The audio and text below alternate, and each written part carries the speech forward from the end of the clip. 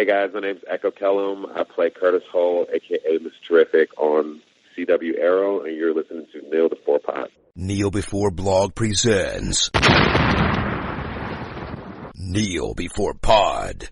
My name is Craig Mackenzie. After a lifetime of being a nerd, I have come to you with only one goal: to talk utter nonsense. But to do that, I can't sit and talk to myself. I must enlist someone else and do something else.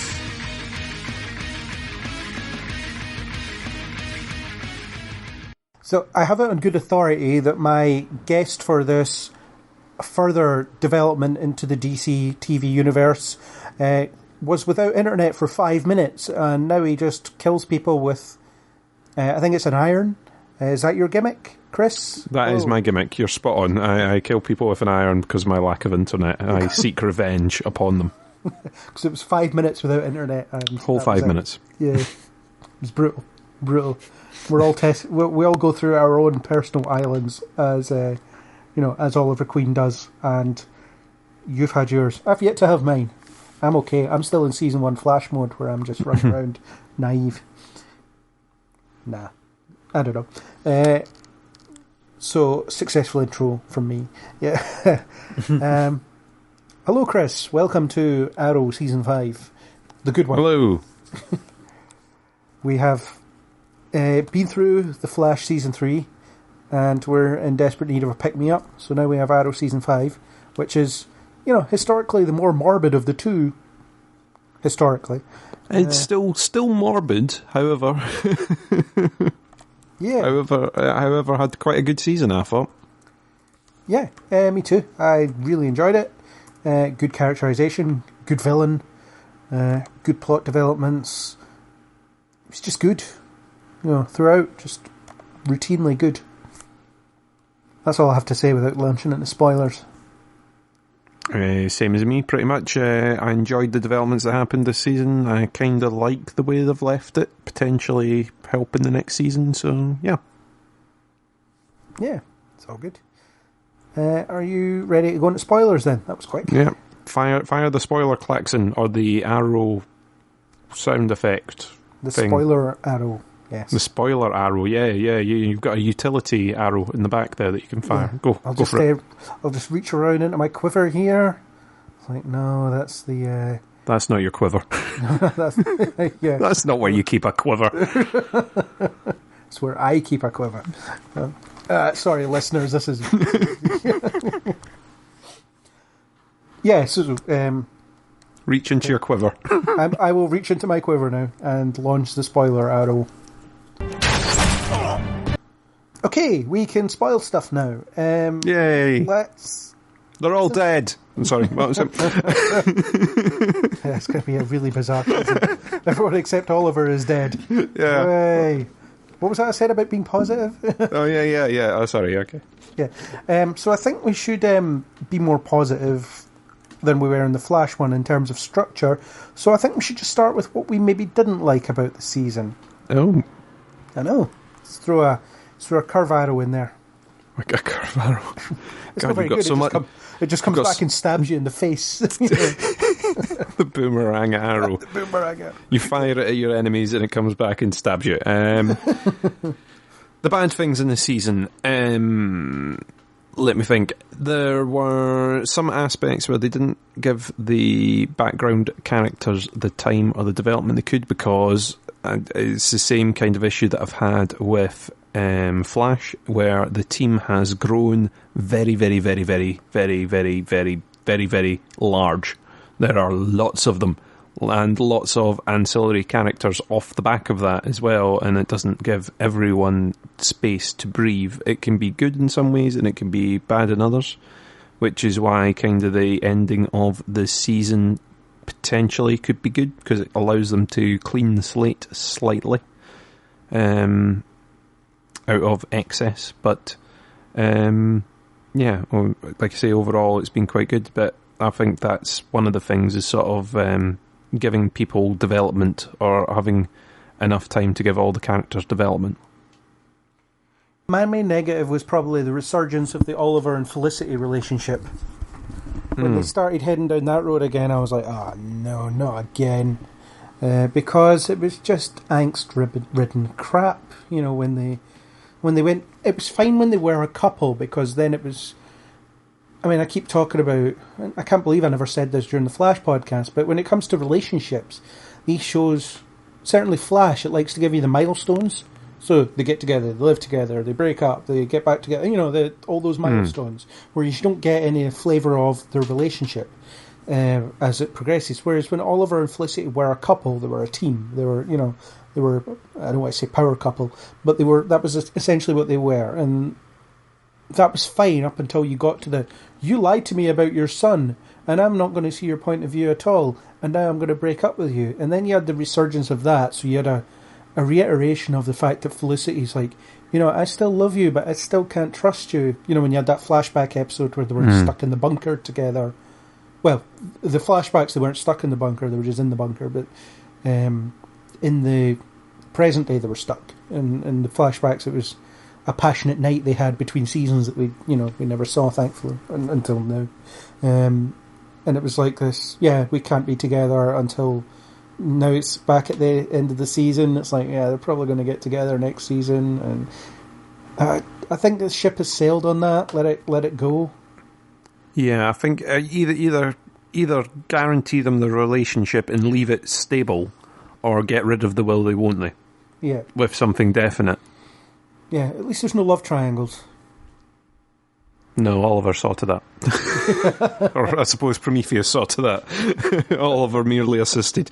Oh, God. Yeah, you've just reminded me, I'd completely forgotten. Felicity's boyfriend. She had a boyfriend.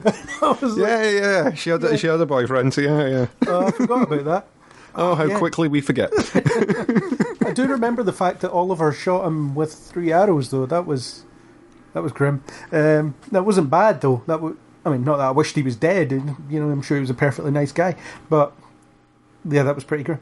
That's about it for negatives, I suppose. Anything to do with relationship-y stuff. And you had that journalist woman that Oliver was hooking up with. That was weird. Yeah, journalist scouting for information, pretty much. Yeah, she was breaching some weird professional ethics there. Especially when she was like reporting on his campaign when she was like his girlfriend. That's like conflict of interest written all over it.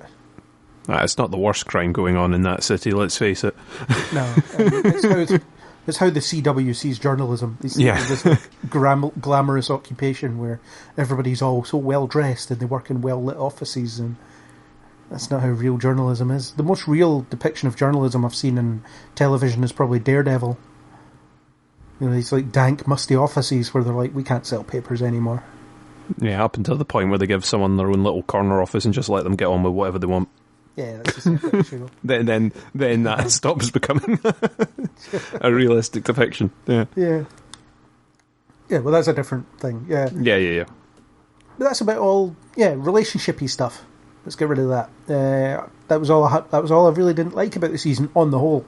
There was bits and pieces throughout that I thought were not as good as others. For instance, Curtis being on the team was fine, but putting him out in the field without any of his like gadgetry knowledge for a while he was just getting beaten up all the time. Yeah, I thought it was a bit weird when they did the auditions, for want of a better term, with the new team, and then you've got Curtis standing there, and I was like, where the hell did he come from? You know, he's an Olympic gymnast, remember? Were they short? Yeah. I remember that getting thrown in later on. I mean, I liked Curtis as a character, but I quite liked the fact that there was sort of a tag team support role going on in the bunker, rather than sort of having him out there in the field. I suppose now that he's got his balls, his fears, then he's slightly more useful. But yeah, a bit odd at first, and he was basically just getting the hell kicked out of him each time, Yeah, there was other issues with the recruits that I'll come on to a bit later on, actually, but now we've got rid of the bad, let's get on to the good, and it's so much good. Do you have any kind of bullet points of your favourite stuff? I've not got many bullet points. I've just kind of been free-rolling. However, I thought Prometheus towards the end, maybe not towards the beginning, was a good villain. I thought he was interesting and different and pretty well played, in my opinion. The fact that he basically held a mirror up to Oliver to show him what he's done and the damage he's caused, and to make him doubt himself, and all those ways to be so manipulative and get right underneath his skin, I think was a great way to do a villain. It was at some points uncomfortable to watch, the way he managed to get in there. So yeah, I think this villain is one of the best I've had on. I think definitely up there at least. I think his plans and everything became a bit flimsy towards the end, and I still don't quite understand how he has the means or the time to accomplish a lot of the things that he has done. It sort of goes from being, I have planned this to the detail, to, well, this is a calamity, to, oh, well, hang on, it's all played into my hands again. But yeah, I quite liked the villain in this. I thought that sort of was quite a good plot. Yeah, I liked Prometheus throughout, actually, especially when he was voiced by Michael Dorn for a while. They never credited him, but it was definitely him. It's got to be. I mean, no one else sounds like that. It's been listed on a few sites as that, and I didn't quite believe it at first, because like you say, it wasn't credited, but it's there, on tons of sites, so... Because when they did Zoom, it was like Tony Todd. They advertised it was Tony Todd. They were proud of the fact. But Michael Dorn, they were just like, nah, whatever. And let's not credit him. Maybe it was his wishes, or maybe he thinks his voice speaks for itself, which it most certainly does. But yeah, when you've got Michael Dorn yelling at you villainous stuff, you listen. And they didn't use enough of Michael Dorn. There's a negative. You didn't have long conversations with Michael Dorn speaking. But I suppose that was part of the allure, Oh, he doesn't say much.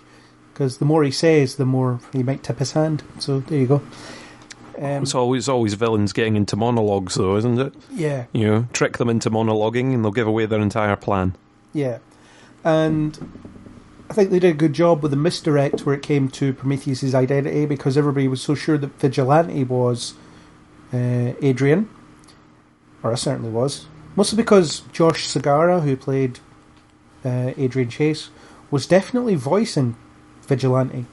So I don't know what's going on there, and they'll reveal that next season apparently. But so I spent most of the season being like, yeah, he'll be Vigilante, especially because that's who he is in the comics. And then you had that unmasking scene that was like, oh no, what? Fair enough, it's a character we kind of know and have been getting to know for the whole season, but misdirecting by making you think he might be another villain is a good idea. Because it's the next best thing, because otherwise you're just thinking, yeah, it's got to be him. He's the only new guy. I mean, there were other newer people, but still. Especially playing with the comic book canon as well, because it sort of takes the wind out of everyone that way. Yeah, for sure. Yeah, you surprise the viewers, you surprise the readers who are also viewers. So yeah, cool. Holding up a mirror to Oliver Queen was an interesting idea. You've got this guy that understands him, who's a physical match for him, who's able to attack him mentally, who was created by him as well. That was important. And he was created by this innocuous event that Oliver barely remembers. You get that flashback where he's just tearing through this office building as the Hood, as he was known back in season 1, and it's an episode that we don't see, which is interesting because it's just another day at the office for Oliver Queen. If it had been an episode that we had seen in season 1 that had led to this thing, then it would have lessened the impact of the Oliver didn't realise he was even doing this, or he didn't think about the consequences of his actions back then. But it's very believable as something that would have happened at that time. It doesn't seem jarring at all, because you remember seeing the episodes of him just working his way through that list, tearing through very similar office buildings. Yeah. Well, on its own, it's not interesting enough to give us an episode about, because it was just, it was another day at the office, or another day destroying an office. So that was good. And the way, I think towards the end, there was a bit of how could he possibly have known that Oliver would do this to set this trap? There's a lot of that going on. Although I thought the episode where he captured Oliver and tortured him to the point where he broke him was really good. I mean, it was really brutal. I felt uncomfortable watching it. But it was really interesting how he got Oliver to admit that he became the Hood because he likes killing and nothing else. And that wasn't true, but it got to the point where Oliver was almost believed it was true, and it took him a long time to come back from that. Well, not a long time, it was like 3 episodes, but it felt like a long time. Great villain, just a great villain, and yeah, he's the best one since Slade, who we also see this season. So yeah, amazing. We get surprise Slade, but he's calmer. He's still chilled now. Yeah. Not quite peace and love, but close enough. I suppose that almost counts as a bad. Although, I mean, I like the fact that. So what you've got is you've got Slade Wilson on screen, and he has to be helping Oliver. So you've got to remove this possibility of them fighting, I suppose. So what you've got is this. Oh yeah, it was Mirakuru that made me hate you, which is it's kind of annoying because it undermines his motivation in season 2. Because he said he said in season 2 that the Mirakuru wasn't controlling his actions, but I suppose it was amplifying his hatred and all that stuff. But the idea that yeah, all I had to do was let the drugs wear off, and then I'm okay. Then we're buds again. That was a bit, yeah. But I understood why they needed to do it for the finale, so that you had Slade on team. That was, I suppose, that was a sacrifice that had to be made in one way. But it's a shame that it didn't. But yeah, Slade, who will be returning for a couple of episodes next season with his own flashbacks. Looking forward to seeing that. I actually liked some of the Mayor storylines towards the beginning and what they did with Thea.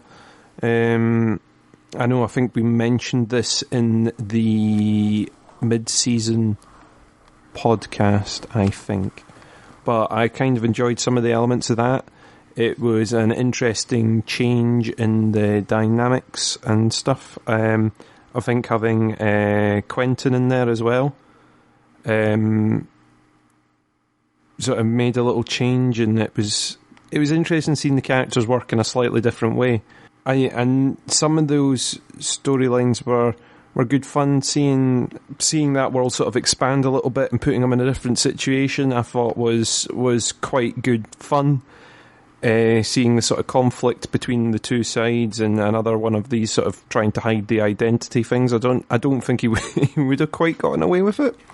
In reality, I think there's a lot of bits there that just wouldn't have happened. But yeah, I was expecting it all to come unstuck by the end, especially with the journalist digging. Yeah, Thea in that position where she didn't want to be out in the streets firing arrows at people anymore because it was messing her up. It was really good, and usually when they take a character and put them in a different role, it doesn't quite work. I don't say usually, and I don't know who they are, but I've seen it in shows where they've just tried to give character something else to do and it's not as good. But with Thea, it was a natural role for her, and the bit where she was staring people down and giving them a piece of her mind was great. The fact that they found a way to fold her into Quentin's story about his relapsing alcoholism. That was really good. I liked the father-daughter bond they sort of developed. It was actually more a mother-son bond with Thea as the mother, even though she's like, I don't know, 30 years younger than him or something like that. 40 years younger, something like that. He's I don't know how old Quentin is. I've always liked Quentin as well. I've always had a soft spot for Quentin. And the way they did his alcoholism was, I mean, I've never known anybody who's went through that, but from what I've been told, the whole idea of him relapsing and constantly fighting against it and stuff, the fact that he's not just magically okay after getting over it a few years ago is interesting enough. There's that thing about how he's like one bad day away from going off the boil, and Thea helps bring him back from that because she understands this kind of urge that he has because she had an urge to kill people. I think it really worked. And the other bit I quite liked was Quentin and Renee's little camaraderie in the office as well. Pause. Yes. Yeah, and Renee's getting his daughter back thing that kind of doesn't go anywhere, but that's because he gets kidnapped. Can't help that. The bit of camaraderie and development that's there, though, I think was really good. Yeah. Although there's a Season 5 drinking game that you could have. And I noticed this eventually. Basically, in almost every episode, there is a point in the episode where someone, usually Oliver, while talking to Felicity, will say, "Can we have the room?" to whoever else is there, and they have to leave. It happens in almost every episode, and it's just so funny. It's, someone will say something, Oliver will say, "Can we have the room?" and then stuff's going to go down. Stuff's about to be said that might not be comfortable, but it does happen a lot. I see. Now I'm not going to be able to avoid seeing that now. Yeah, it's quite funny. I don't know if they'll still do it next season. I imagine so. But, so yeah, Thea in a different space. Although her randomly disappearing for like several episodes at a time was a bit weird. She would just be gone, and then she would come back one week, and it'd be like, "Oh yeah, I was away at a spa or something like that." But that was all good stuff.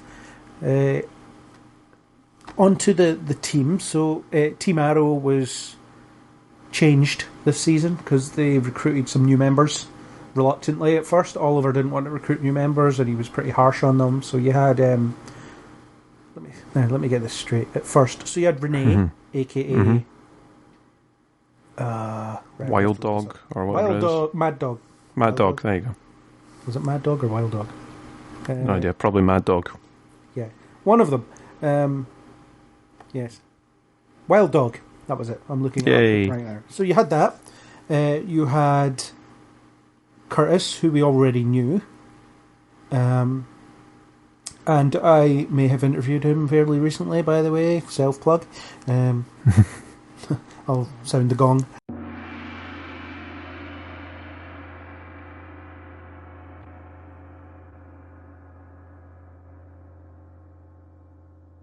Is that podcast available now, Craig? It may be, from all good podcast retailers. Yes. There you go. Consider it massively self-plugged then. Yes. So, yeah, you had Wild Dog, you had, I think she was called Artemis once, Evelyn Sharp, who cosplayed as Black Canary in Season 4, which is a bit dodgy in itself, because Oliver essentially recruits a teenage girl, which is, weird. Who else was there? Rag and Bone Man. Ragman. Yeah, but he didn't show up till a little bit later. Yeah, Ragman. Yeah.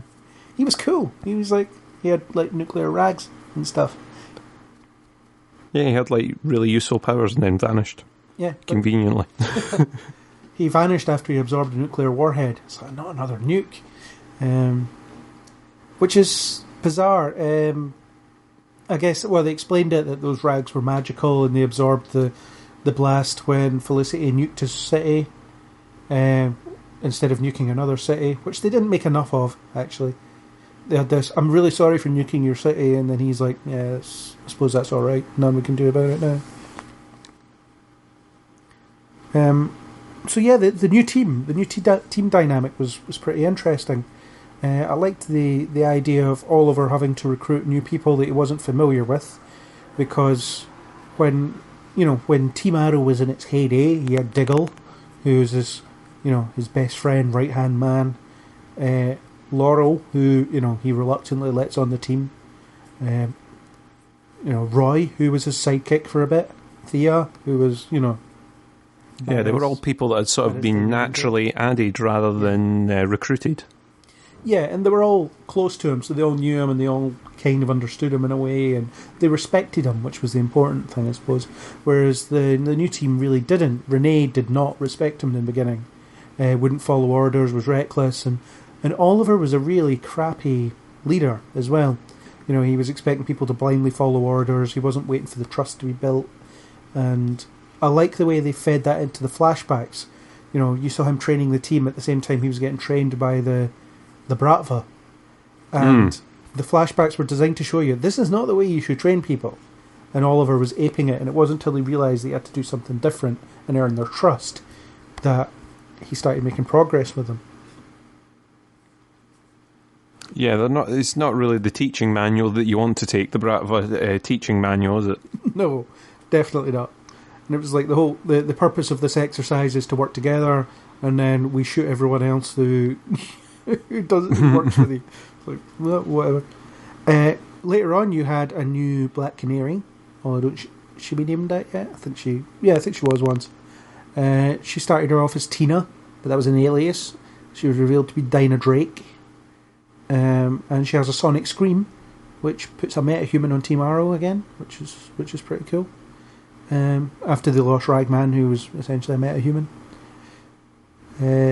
She was a good character, I thought.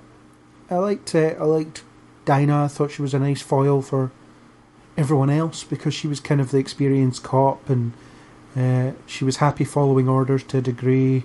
She had a lot of stuff to sort through as well, and the camaraderie she had with Diggle, because they'd both kind of been disgraced in their employment. That was good. Do you have any further thoughts on Dinah? When she was introduced a bit later in the series and so on. Yeah, I think she was an alright introduction. I'm going to kind of stick by what I said at the beginning, that I think the team is kind of a bit bloated. So, to focus on Dinah joining it then means that some of the people that are already there have got to go on the quiet, or like you say, just vanish completely and go for a spa day in order to in order to justify the reason that they're not there. I think it's it's all right. I like that they've kind of had a bit of a rotating lineup with people dropping in and out. But I think having too many people on the team kind of makes it a bit difficult to make the villain vulnerable. So there was a lot in this season of everyone being tied up, the majority of people being tied up or away or locked in a room or conveniently trapped somewhere else in order to justify why this has now become such a big task, or Oliver simply just not inviting anyone else along to the party and then getting stuck. I do think it's sort of a team that takes a while to learn that it's actually a team, and they do get there eventually, obviously, but I do think that it is a bit heavy with team members at the moment. I agree and disagree there. I think they made a good distinction between the main characters and the supporting characters. So you would always give more focus to Diggle, Oliver and Felicity, who were obviously the original team. And then, you've got Thea and Quentin off doing their thing off to the side, and then whatever time is left is given to the rest of the team. Curtis we already knew, and they probably gave him more screen time than they necessarily needed to, because he was the best developed of the new lot.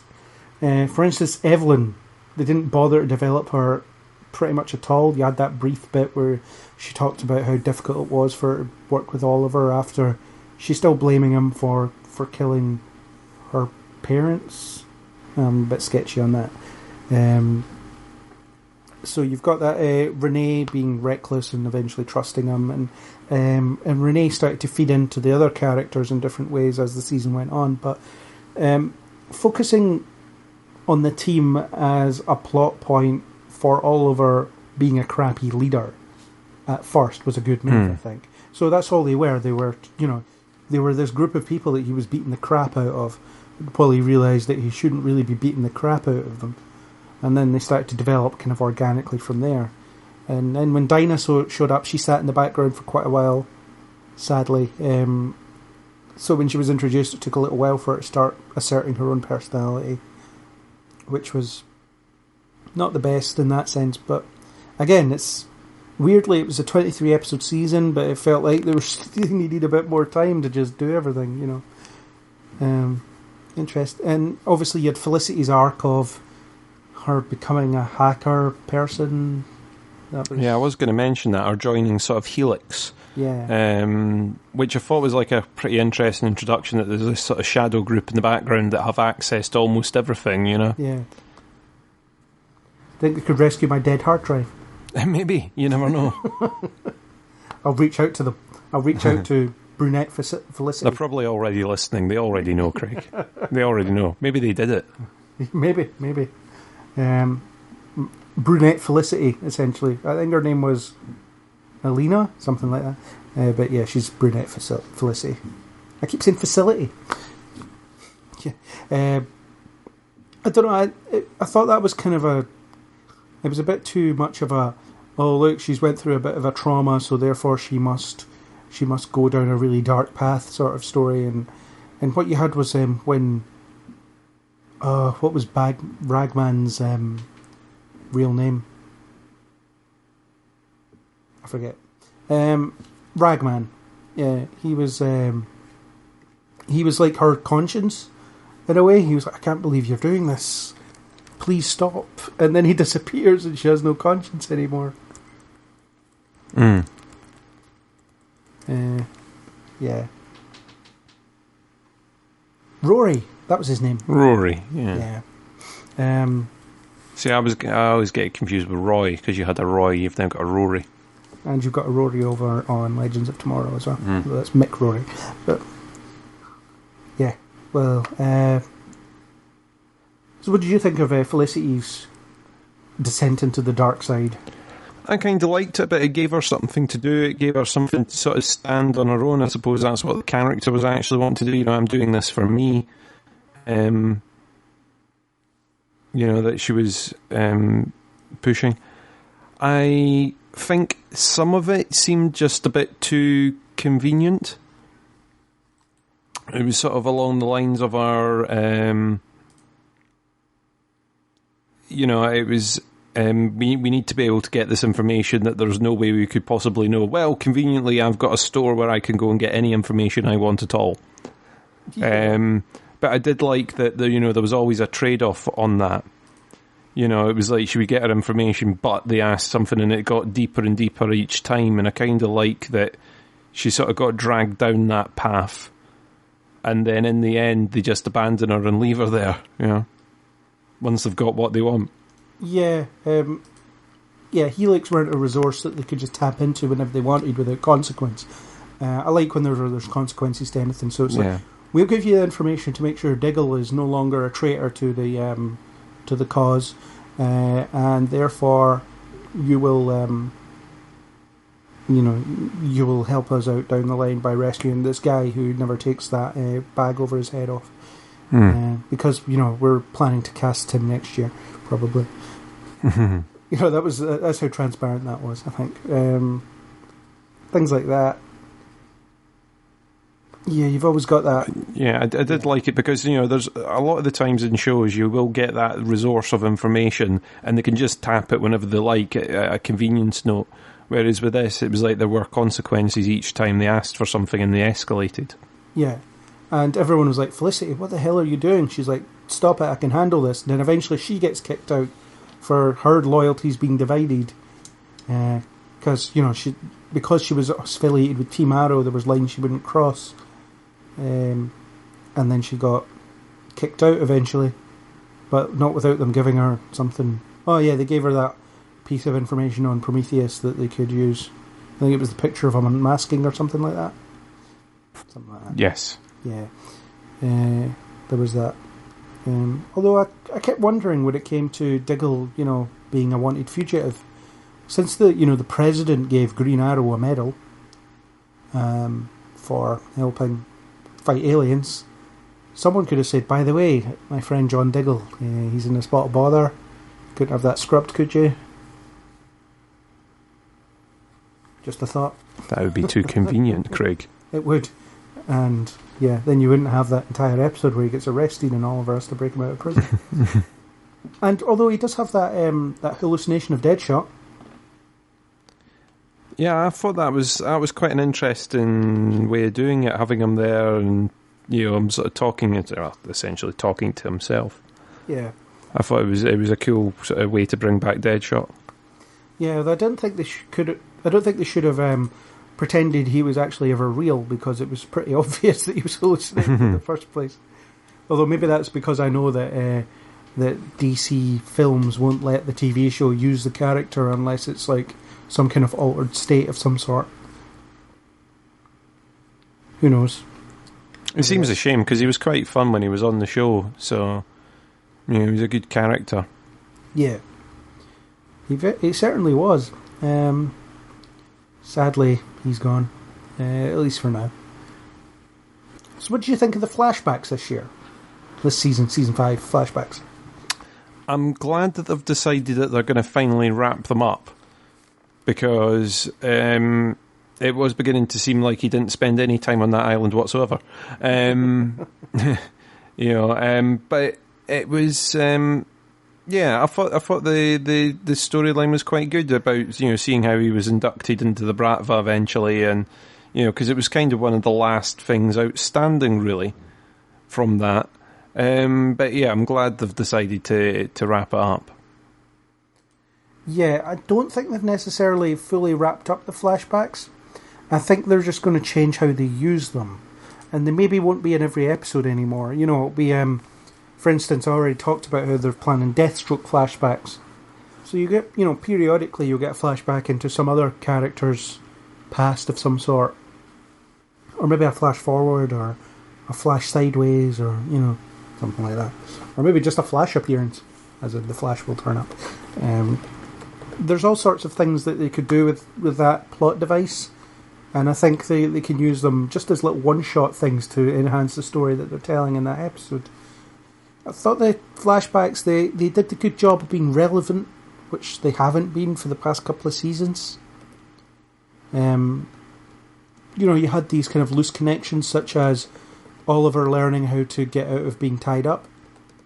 And, I think it might have been the first episode of the season, you had the "no one can know my secret" thing twice. Once in the flashback and once in the present day as he killed a guy. The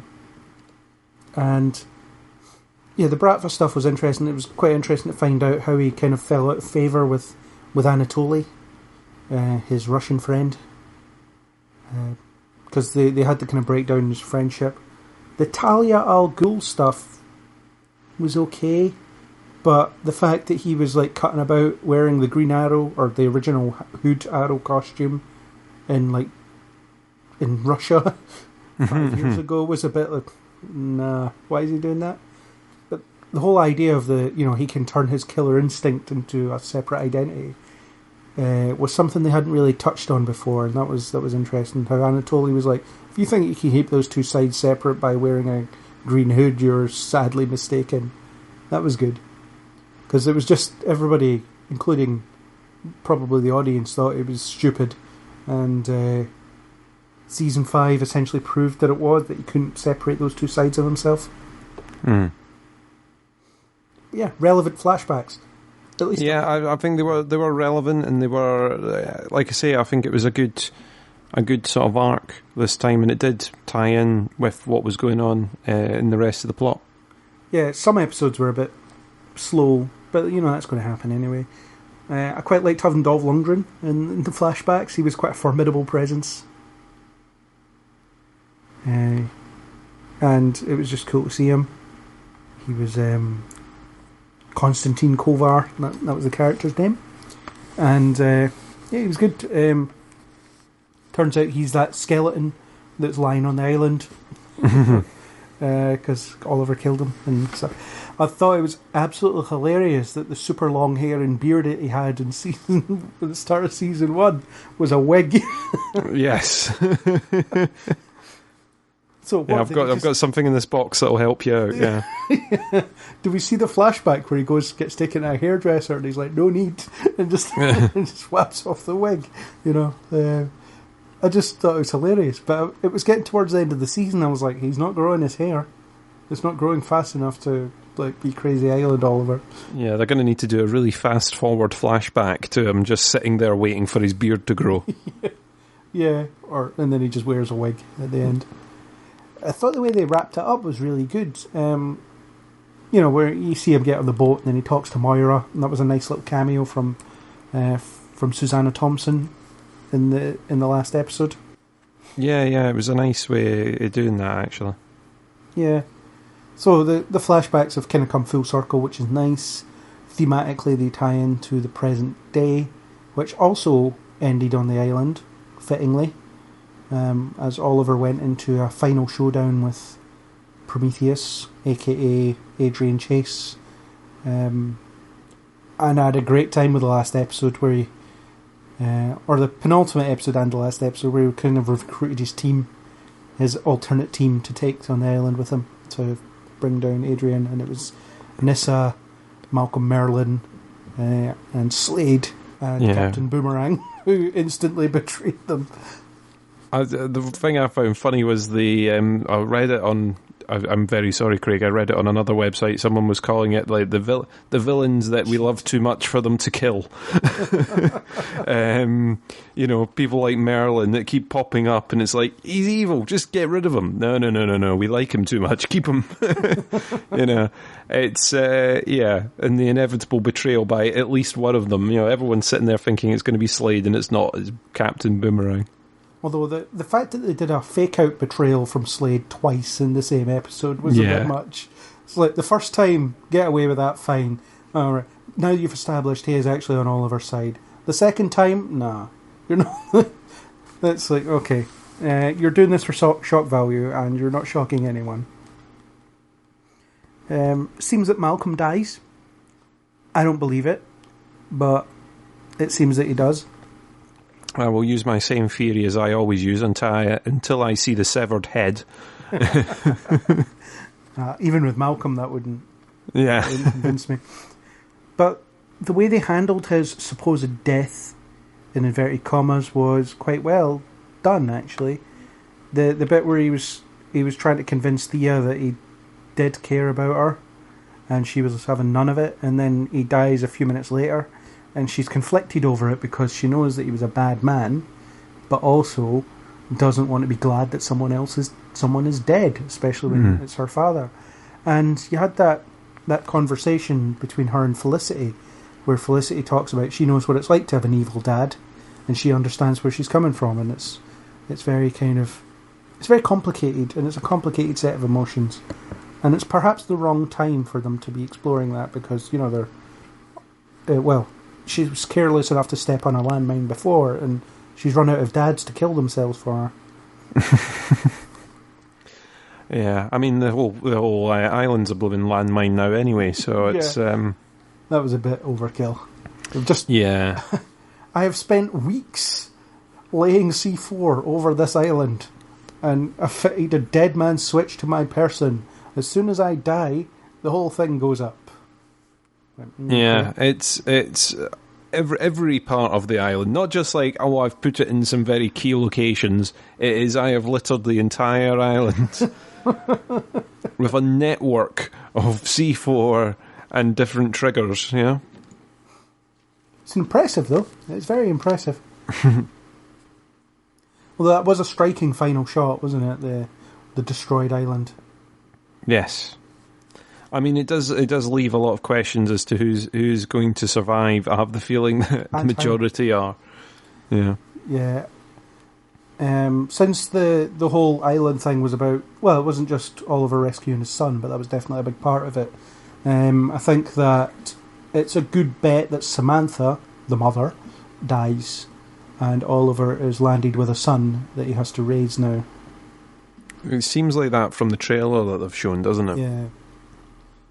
It does, and it would make sense because ultimately what you've got is 5 years of Oliver Queen reclaiming his humanity. So now you've got 5. Now he's done that, at least to a point where he can grow as a person. He can learn things. He can, he's looking at the world a bit differently. Even though the island lessons will never quite go away, but he's now at the point where he's made a kind of peace with it, and a kind of peace with himself. So the next logical step is for him to impart wisdom onto a son, the son that he has, which makes a dramatic sense based on the fact that the show is moving on past what it has been defined by for so long. Yeah, it's definitely their chance to sort of rock it up and change it out. Yeah. Yeah, I imagine that nobody else is dead, though. But who knows? Who knows? It would actually seem that the past is a bit of a theme for the season anyway, or, well, the show in general, but particularly this season, it's about kind of how your past comes back. And, of course, we had the return of Laurel, although with a twist. Her Earth 2 counterpart became part of Arrow now, because she showed up in Flash in Season 2, and now she came over to Arrow, and she was used by Prometheus to make Oliver feel upset and throw a spanner in the works while she pretends to be the original. Although she doesn't pretend to be the original for very long, because she can't get away with it for very long, so they skip straight to the, yeah, I'm Black Siren. Yes, I am evil. Well, they flesh her out, though, don't they? I mean, it starts off with her being, yeah, I'm Black Siren, I'm going to scream and knock things down, and then you get that kind of insight into how she became that way, what diverged the two versions of Laurel, and it was to do with when Oliver was killed on Earth 2. She was like directionless and wound her up in Central City and was doused with some particle accelerator stuff and became Black Siren, became a villain, fell in with a bad crowd, aka Zoom, and there she is. Yeah, no, I kind of liked bringing her in. It kind of comes round to what I was saying about Prometheus in the first place. It's a proper sort of getting into Oliver's mind and what will really rile him up while his former flame appearing. Evil or otherwise would completely throw a spanner in the way that you were thinking. Yeah, and she's rejoining the cast for next season. So I imagine she'll be some kind of recurring menace for them, which would be nice. A lot of people would criticise Laurel as being a bad character, but I always kind of liked her. I just, as with most female characters on these shows, wasn't always used effectively. But when they started getting into her, like alcoholism itself, the way she dealt with the death of her sister and all that stuff, it was really interesting. And I know this isn't the same Laurel, but Katie Cassidy just seems to have so much more fun playing Black Siren. She just seems to have a blast, just, turning up to 12. They all seem to enjoy playing evil versions. Yeah. I think everyone sort of seems to get a little kick off of it when you see them doing these alternate Earths and all that. They all seem to just relish the opportunity to go a bit nuts. I don't know if it's because if they've been playing the same character for so long. It gets a bit stale, yeah. Yeah. Or it's just good to do something different now and again, yeah. It was good to see the two Sonic Scream characters have a bit of a tussle in the finale. That was a nice touch. Where they do the screaming at each other thing and knock each other over. And I think that Black Siren being about, well, the new Black Canaries on the team is going to be a bit of an interesting dynamic, because you'll have this, is she just a poor replacement for the original me? That kind of thing. So it's a good shout, good, interesting stuff.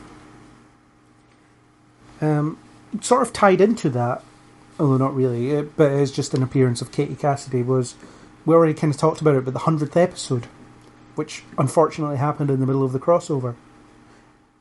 Unfortunately for the crossover, but fortunately for Arrow, I think, because it gave them an excuse to create a holodeck fantasy that gives them their fantasy life, I suppose. Yeah, they can have, and they could also, allowed them to bring back anyone that they wanted to, which was a nice way of doing it, actually, that they could sort of pull any character they wanted back in.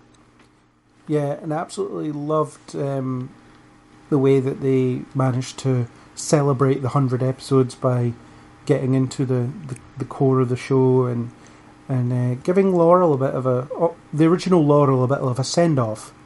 Let her go with a bit of dignity, in the sense that, that version of Laurel was due to be married to Oliver, which, made me think that they might try and have a bit of a relationship between him and Black Siren later on. That's a bit weird, I suppose. Second chance with a different version of her who looks like her. That's maybe a bit weird, but I would maybe like to see them go down that route a little bit. Yeah, I don't know if I'd enjoy that. I think it would be a bit weird, but it depends on what they do with the character now that they've not got Prometheus in there pulling strings. Yeah. Yeah. Be sort of a frenemies type thing. Yeah. It's amazing how Prometheus managed to break into Star Labs to sneak out Black Siren. They never noticed. Idiots. It was all the planning. At the same time he was going down and buying all that C4, he just nipped by Star Labs and picked himself up some Earth-2 doppelgangers. But they were like... yeah. But it was almost like that, okay, right, we know this isn't our Laurel. And it's like, yeah, I called Cisco and he just happened to notice that, like, she's not in her cell. So, okay. And you never thought to report this. Why? Well, they were very distracted. Oh, jeez. Distracted by their own incompetence. Yeah. Yeah. I'm not going to say any spoilers here. Go and check out our Flash podcast. Internal plug klaxon, go. It's a gong. It's a gong, is it? Yeah. Oh, is it a gong? Okay, right. Yeah, ding the gong then, or bang the gong, or whatever. Yeah.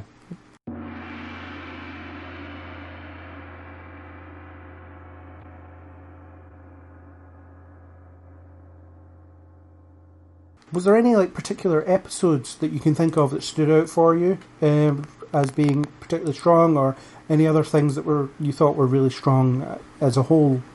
Well, you've already mentioned one of my favourites, which was the 100th episode, because they were able to sort of pull lots of different people in, and I kind of liked the way they did that. I think the final episode was also actually quite a lot of fun, just because it was sort of uniting that team together and building his weird. Sort of his own sort of villain Avengers. For one of the team, what am I trying to think of here? What was the film that came out that I hated? Suicide Squad. Suicide Squad. Yeah, there we go. Pulling together his own Suicide Squad. I think was quite was quite good. I enjoyed that. I'm sure I'm forgetting a couple of really good episodes in the middle there as well. But I've not got the list in front of me to have a look at. They all sort of merging together. Yeah. Well, as I said, I thought the torture episode was particularly powerful. It was quite grim. I think my least favourite episode was the Oliver and Felicity trapped in a bunker episode, just to offset that. I did enjoy the finale a lot. I liked Oliver pulling together his team of misfits. And, I always like seeing Nyssa. She's always I was going to say a good laugh. She's never a good laugh. She's not that funny. But she is good. She's good value. It's a shame you don't really see her fight her sister that much. The introduction of Talia was a bit mixed. I thought she was okay with her weird English accent. And I quite like that she hated Oliver because he killed her father. That was her motivation for helping out Prometheus. For training him to defeat Oliver and things. So that all made sense. Malcolm's always good fun. John Barrowman's great. I like John Barrowman. Especially in this show.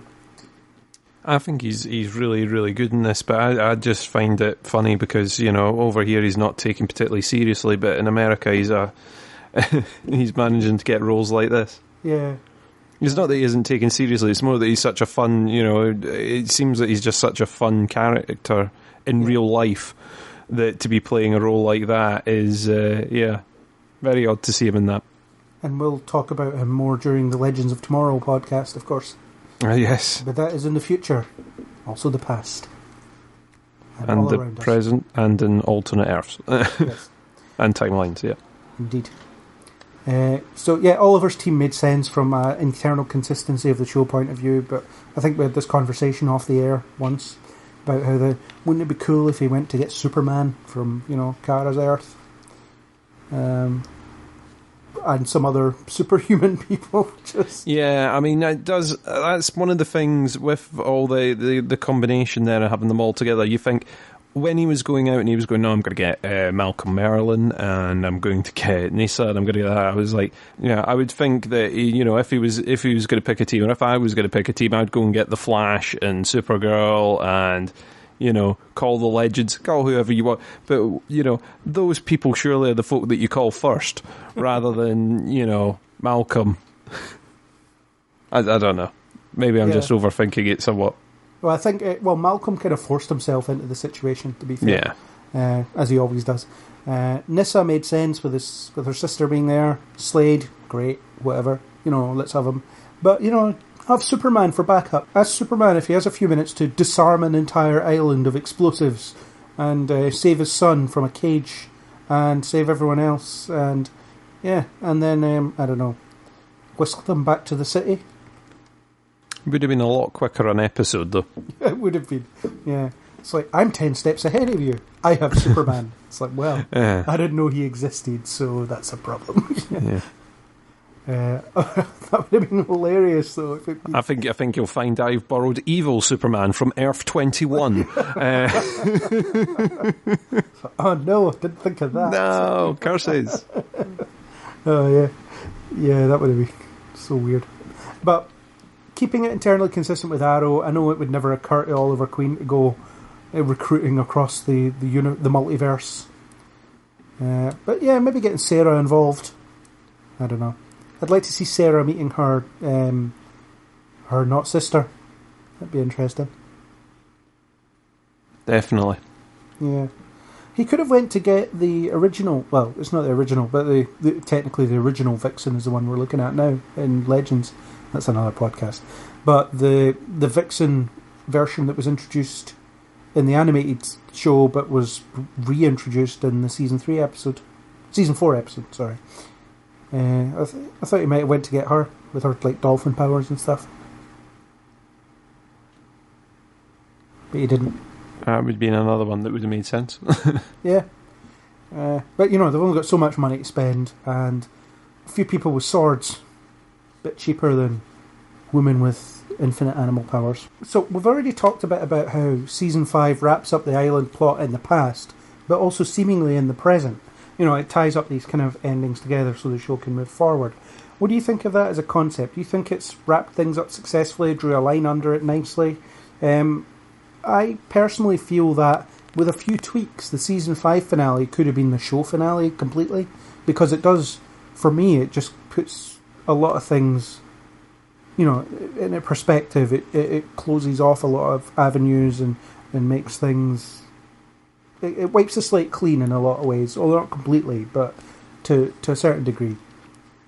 I think you're right. I've never really thought of it like that, but now that you say it, yeah, I think it could, if being written differently, be a sort of series finale, because you've spent so much time on that island, be it I'm using it as a prison or the flashbacks and everything. Now it's going to be completely obliterated and blown up.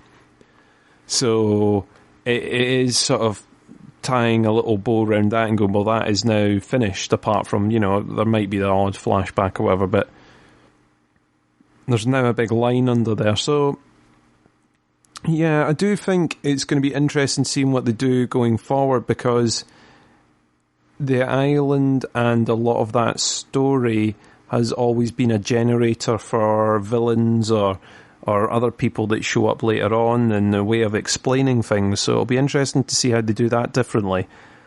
It's past that point. It's into its 5th season, so they need to rock it up and they need to do something different.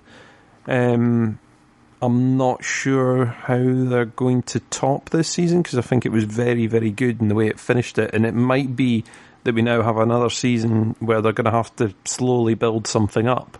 I'm hoping not, and I'm sure they'll manage it in some way that I haven't thought of, because they're a lot more cleverer than I am. Yeah. Well, don't sell yourself short. Yeah. If anything, I'm overselling. Yeah, the island thing being over with is fine, because we've had 5 years of it. It's like when Doctor Who, where they talk about the Time War, and eventually you want them to shut up about the Time War. So, there's, again, I talk about the drinking game of, can we have the room? But there's another drinking game that you can get through the entire season. So, wherever Oliver upsets someone, particularly in season 1 and 2, and they kick off at him for some reason, he's like, I'm really sorry, but I was on an island for 5 years. He uses that as an excuse for everything. But as we've found out, he's been around a lot of people for those 5 years. I was on an island for 2 and a bit years, actually, but yeah. Yeah, and not concurrently. Yeah, and you had that bit where the journalist discovered that, I can't even remember her name. Is it Carly? Yeah, she discovers the pictures of him. The actress's name was Carly. I can't remember it doesn't matter. Yeah, she discovers pictures of him in, like, Russia, and then she discovers a picture of the Green Arrow in Russia. Or not the Green Arrow, but the Hood, and she puts it together, and then they don't really do anything with it. I suppose he saves her life later on and proves that he's not such a bad guy after all. But I was really hoping they would build that up to be another problem, maybe for this season. They still will. Well, if she's put it together, you can imagine that someone else is doing something similar. Well, it's blindingly obvious. Anybody that's seen the Green Arrow up close notices he has a face mask and designer stubble. Look, or the mayor has designer stubble. But yeah, I think a big part of this season was Oliver, as I said, reclaiming his humanity, and he's got a bit of a realisation of what it actually takes to be a hero.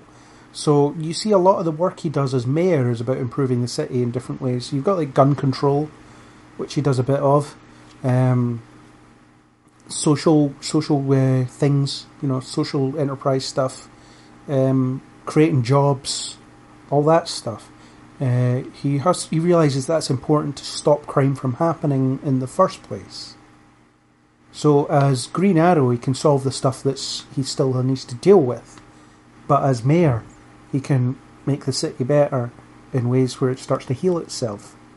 So I think, at first it was about taking names off the list, and now it's about making the city a better place, and he gets to inspire people as mayor, and Green Arrow gets to inspire people in different ways, in a different way to how you would as mayor, and it's an interesting little dynamic there because it makes use of the two identities rather than having one feel like it's just getting in the way. In The Flash, Barry Allen feels like he gets in the way of The Flash because he still has to go and be normal and do his work and stuff. So they don't show you him at the police station very often because it gets in the way of the story they want to tell. But with this mayor plotline, it really complemented the superhero side of it. No, I think it worked really well this year, and like I say, some of the stuff, the joining between him being mayor and being the Arrow at the same time, I kind of liked the play between the two, and it gave it something a bit different, and I think it worked out. Definitely, yeah. And I look forward to seeing how they keep combining the two next season, or they'll have some kind of... They'll throw a spanner in the works that'll put his mayoral career at risk, like they kind of did with the impeachment side of things, but maybe a bit more.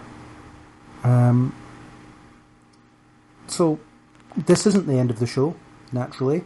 We have a season 6 and possibly beyond. So what would you like to see in season 6? But before answering that, I'll list off some of the stuff that has been confirmed. So they've confirmed that William, his son, will have a bigger role. Dinah will get a new suit, which we have seen. I'll put a link in the show notes to the picture of it. Apparently she'll get a new love interest as well. Whatever. They don't do these very well very often. Slade, Deathstroke flashbacks, as I've already mentioned. A couple of new characters. They've cast Michael Emerson, who was on Lost, I think. You can correct me there if I'm wrong.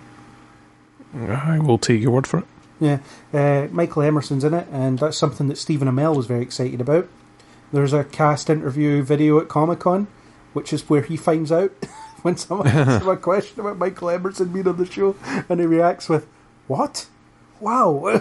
It's really good. Link will be in the show notes if I can find it. Apparently the villains, the theme of the season is going to be family, and the villains are going to be following that theme. There'll be a group of them, a cabal, rather than a single foe. So that's a more interesting prospect, I think. I think it sounds like they're rocking it up. It sounds good to me. Yeah, everything on paper sounds like a good idea. It's whether obviously it's concept versus execution. Yes. Yeah. In season 6, I want to see the family theme continued. I want to see the team continuing to gel. Supporting cast getting more to do, which they were starting to by the time they started to feel like more of the plot. So, you can imagine Renee's story about him trying to get his daughter back will grow. Rory might come back. I hope so. Now that I remember his name. Other stuff. I hope they can keep the villains feeling as well developed, because with a lot of them it might mean that they're less developed. Need to watch out for that. Yeah, but like you've said, if they can focus, 5 episodes at a time per villain or something along those lines, then it might feel a little bit different and change it up a little. Yeah. And you'll have Black Siren kicking about anyway, so any chance to develop her is good in my book. And I kind of want to see a bit more interaction between, different members of the team. So you see a lot of Oliver hanging around with Felicity or Oliver hanging around with Diggle, but you start to see little shades of, what is Diggle's relationship to Renee, or what about Renee's relationship to Felicity, or what's Thea's relationship to, I don't know. I do like when they someone. I do like when they change it out and they do put odd people together that wouldn't normally meet. I mean, they've done it in quite a few shows where they go, do you know what? We never write this person being in a car with this person. And it can be as simple as that. You get to see a shot of two doing a stakeout, and it's two people that you don't normally see conversing for that long, and it's a way of doing it naturally without making it seem like you've crowbarred it in. Yeah, and there was that great scene with them sitting in a diner when they were looking for Tina, as she was known at the time. Dinah, later on. They were in a diner looking for Dinah. Yeah, but but it was just, they were sitting having a chat, and then there was that bit where Oliver phoned Captain Singh, I think it was, the Central City police guy, and asked for information. And then the guy, he was like, "Who's calling?" And he hesitates for a bit before he decides, "I'll go as Green Arrow, I'll get the information that way." Because he could do it as Oliver Queen as well. And then he makes Barry run in and leave a post-it note on the screen saying he's legit. That was a good moment. And you say, like, Barry's just a visual effect in that scene. You don't actually see him, but if you pause it at the right time, you see the outline of the Flash. That was a cool little scene. I don't know, I just felt like I had to mention that. Stuff like that, though. Them just sitting having a chat. Quentin and Renee, they would often have little conversations. They were nice to look at. Yeah, like I say, I think their little relationship was one of my favourite things. They bounced off really well off together. So yeah, and Renee hitting on Thea was quite funny because she was like not interested, and then he would try again. She's like still not interested.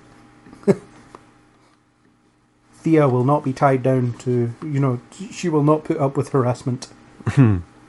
She could also break his neck, probably, so something to watch out for. So, Arrow Season 5. We liked it. Nice and positive. Overall, really, really enjoyed it. Like everything, it had its odd bits and pieces that I didn't like, but overall, I thought it was a return to form to the show. I think it's doing really well. It did really well for its 5th season. Hopefully, their 6th follows along the same. Yeah, let's hope for a uniformly excellent DC TV season. Bring it on. And we only have one more show to talk about, which will happen soon. Yay! So, thank you for joining me. I hope you resolve your 5 minutes. For 5 minutes, I was without internet, and now I walk around clobbering people with an iron. I will get over it eventually by using 2 irons, and I'll get over it twice as fast. And then you'll realise that you have to tie your iron killing life into your other life. Yeah. The two will collide together. That's it. Somehow podcasting and murdering people with irons will combine into something. Yeah.